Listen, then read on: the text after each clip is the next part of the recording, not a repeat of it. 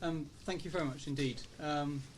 Yes, arguably some of the most horrendous, dangerous words in the English language. I'm a donor and I've come to help. I think President Reagan referred that to the US government. I'm the government and I've come to help. I put this slide up for two reasons, really. First of all, it's been my privilege for the last 2 years to be leading a new program of technical assistance that's coming out of ODI called the Budget Strengthening Initiative. And this has been an attempt to provide support in a very demand-led way to countries around a very broad area around budgets. And one of the privileges of that process has been a lot of listening to countries as to, and particularly countries, the aim is to work in countries that are fragile or coming out of conflict. And so we're working in South Sudan, working in Liberia, working in DRC, and we're also working with the G7 Plus group of fragile states, which some of you may have come across. And I think one of the things of that has just been listening to what countries have been saying, and I sense of, one of the key points I want to get across today was just it's good to have had the contacts here today, but also just to keep reminding ourselves is what do the countries themselves want. And it is true that for many countries their experience of donors is pretty diabolical, and when countries think of what kind of animal would they like when they would say I'd like a donor to come and help, they're probably thinking of something that's as fast as a cheetah with as good eyesight as an owl, and then when it comes up the tortoise, they're not quite sure whether that was really what they wanted, but that's who happens to be here. And it's particularly an issue when donors come around on delivery, and one of the big things we've heard so often is the delivery of infrastructure and procurement, which we've talked a bit about here. But that just matters so much because for many post-conflict countries, moving quickly out of conflict and getting the infrastructure back up is so important, and that's why donors being able to move fast would be advantageous, and often they're at their slowest in fragile states. But it's also ironically that actually one of the things that we've heard and learned on doing this has been that donors are actually often incredibly demanding on the speed at which they expect change to happen. I think the greatest contribution of the World Development Report is to remind us all that this is a 10, 20, 30-year project. But in one country where we came to, they had got their public financial management reform program had been carefully designed with donors over the last 3 years, and it was about that thick. In fairness, that was it was in 2 different languages. But what no one had told them though that actually this plan was a 5-year plan, and in fact everyone was trying to do it in 1 year. And it was complete. Each donor was convinced that their bit of the plan was the bit that needed doing first. And the government was submerged under the pressure of trying to respond to multiple donors who weren't very well coordinated, all asking for their thing to happen in a year. The simple thing we did was just to bring in an expert to say, look, actually this is 5 years, just slow down, let's work out how we're going to prioritise on that. The other thing that we've heard, and I've heard again today, and I didn't, it's becoming such a common theme, is this issue of the use of country systems. There is one thing that fragile and post-conflict countries want is how to get governments, how to get donors to use country systems. It's about the better use of government money, it's about the better use of aid. Often in these countries half the money is coming through as aid. And also for donors it's about an exit strategy. And I think we heard a bit of a sort of counsel of despair. Well, if it's not service delivery, we're not helping with service delivery, why don't we just donors carry on doing the service delivery, because PFM isn't going to help here. And I think it's important just to roll back and say, well, yes, actually that is a possible strategy, but it's a strategy for being here for the next 3 centuries, and none of us want to be here that long in doing this. And if we don't want to be here, in 30 or 40 years' time, we are going to have to work out how systems work. So we need to, let's get back onto it. We need to do this. This needs to be cracked. I think the other most salient quote I heard from a minister was saying, if the donors don't trust the public financial management systems, why will any of my domestic taxpayers trust the government to use the systems? And there is a deep inquiry here about the revenue issues that we've heard up front. And revenue, yes, it's partly about technical, but partly it's about society's response. And if the systems don't work, then no one's going to want to put their taxes into the system. It just matters, and it matters enormously. So I wanted to encourage us here to say, look, the issue that's at stake here is of fundamental importance, and one we just need to keep working at and doing it. the second point of encouragement relates to why we set up a budget strengthening initiative at ODI. And when people ask me, well, why are you so focused on the budget? I felt minded to reply on the lines of the robber who was asked, why do you rob banks? To which the answer was, well, that's where the money is. And the point is, there's a lot of money in budgets, and it may sometimes feel small, but it grows pretty fast. And one of the privileges we've had on working in the last 2 years is working with the government of Liberia about how to take their PRSP and how do you actually implement that in the budget. And part of the process was trying to look at the budget and work out how you could save some money and reallocate it towards implement the PRSP. And the process of working, I mean, there were two people from ODI, a whole budget department, and other people working on that. And as a result of that analysis, they came up in a budget that was only of the order of $500 million, a savings of something like over $100 million. Just by being quite forensic about where savings could be made and how you could reallocate. And that money is now being reallocated very clearly and very directly in the budget. You can see it's now being presented. What the Minister of Finance there called, this was the money that was doing nothing. That this money that was has been wasted and was not being used to high priority is now being shifted to much higher priorities. And we did a little calculation about what was the investment rate of return for that 3 months' work of people involved in budget department, people involved from ODI. And we reckon the rate of return on that investment of time was something like 2,000%. And it just makes the point that where budgets are broken and aren't working terribly well, if you can help fix them, even to a small extent, you can actually get very, very large rates of return coming out of the system.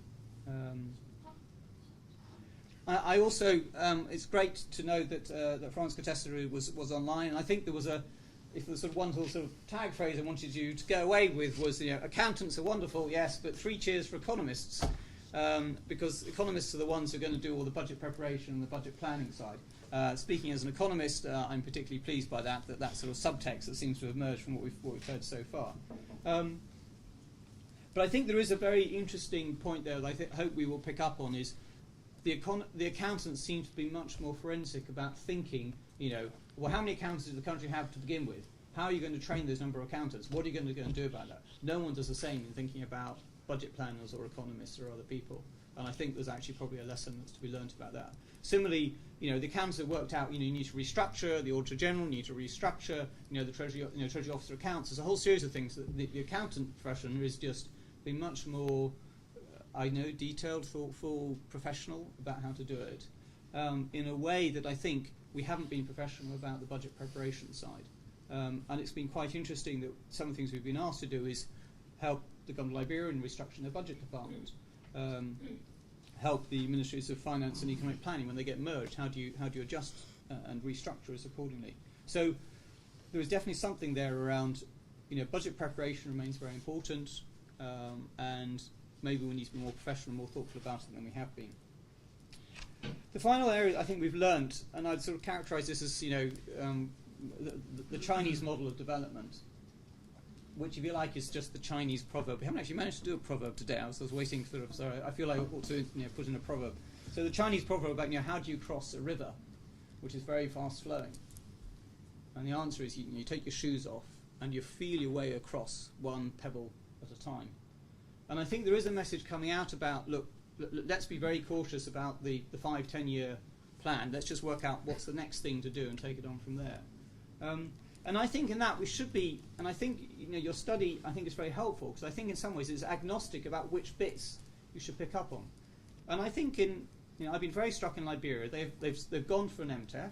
That's what they decided to do. And in the process, it has really sparked an interesting debate across government about how you join up spending ministries with the government in a way that hasn't happened before. Now, it didn't have to be an MTEF that made that thing happen, but because an MTEF was happening and they realised that was a bit of the government and the government budget process that wasn't working, it's forced them to change that.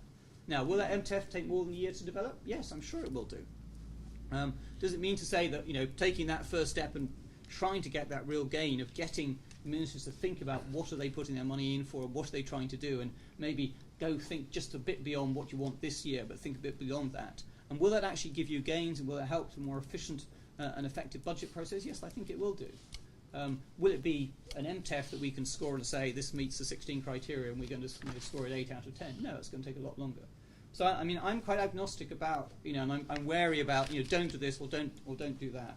And I think your study, in a sense, has confirmed that, and I think that's very helpful.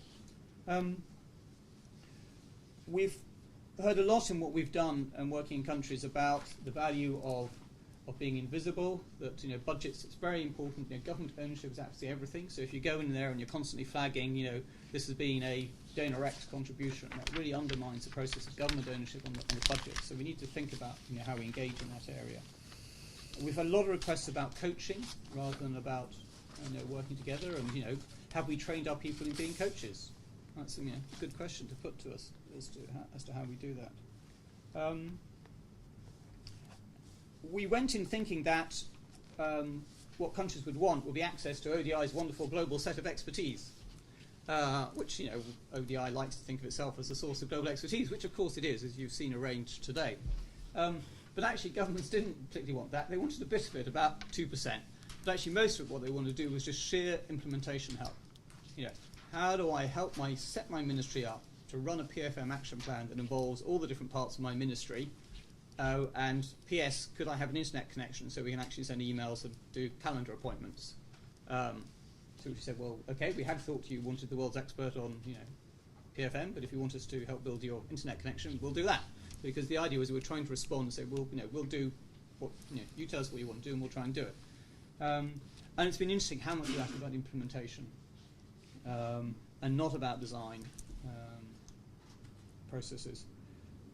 And this institutional capacity building, and what we're conscious of is we've been doing a lot of it, weren't realizing we're going to get into it, and are actually now thinking, well, how do you measure an institutional capacity rather than just purely an individual capacity training?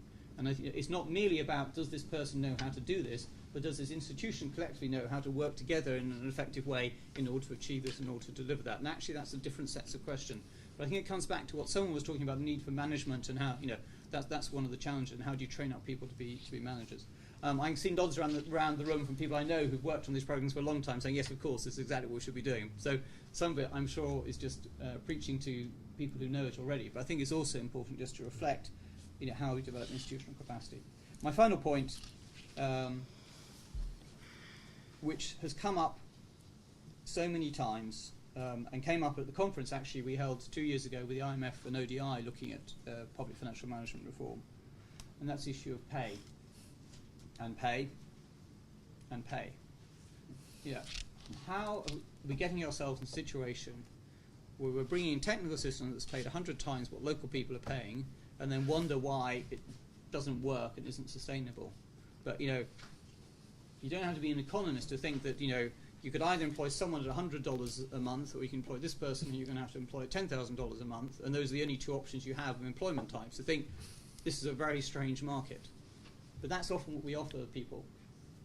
And we just need to work out, we're not going to be sustainable unless we all collectively try and deal with something, which is very difficult to deal with, but unless we collectively deal with the pay issues and try and start to think those through. And I think it's very interesting to hear how Sierra Leone and Afghanistan both tackled that fairly early on in their reform process, but 5 years on have found it much harder to persist. So I think it's one that we know some of the ideas of how to crack, but we still don't know how to crack. Anyway, I hope that's given you some sharing and some insight into some of the lessons that we've just been learning from having the privilege of actually working alongside some of these countries in this process. Thank you. Thank you, Marcus. That's really helpful to start tracing some suggested ways forward, as well as just some of the challenges about what doesn't seem to be working, and I think we'll pick up some of these points. But for the minute, let's continue across the panel, and then we'll move into discussion then. So.